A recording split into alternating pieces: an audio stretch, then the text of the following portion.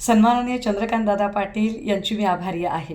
राज्यात पूरग्रस्त स्थिती असो किंवा कोरोनासारखी महाभयंकर स्थिती असो, कुठल्याही परिस्थितीमध्ये ह्या सगळे वातावरण हाताळण्यासाठी आणि खऱ्या अर्थाने महाराष्ट्रातल्या लोकांना दिलासा देण्यासाठी म्हणून उद्धवसाहेबच महाराष्ट्राला हवे आहेत, हेच एका अर्थाने आपल्या बोलण्यातनं स्पष्ट होते.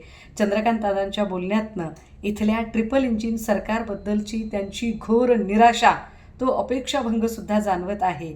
अर्थात दादांनी पुढचा प्रस्ताव सांगितलेला आहे की जर अशी स्थिती असेल तर ऑनलाईन दसरा मेळावा आपण का साजरा करू नये. निश्चितपणे चंद्रकांत दादा आपल्या या प्रस्तावाचा विचार करता येईल. पण मला असं वाटतं आहे की या सगळ्या संबंधाने आपण राष्ट्रीय स्वयंसेवक संघाला हा प्रस्ताव का बरं ठेवत नाही आहात.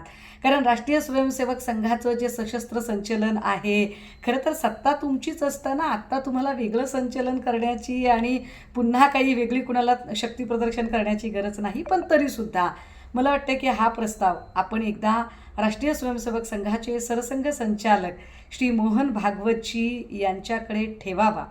ते काय भूमिका घेतात हे निश्चितच आमच्या सगळ्यांच्यासाठी सुद्धा मार्गदर्शक सूचनाच असेल. सो त्यांच्याकडे आपण एकदा प्रस्ताव ठेवा. यावर श्री मोहन भागवतजी यांची काय भूमिका असेल यानुसार निश्चितच आम्हीसुद्धा आमची भूमिका जाहीर करू.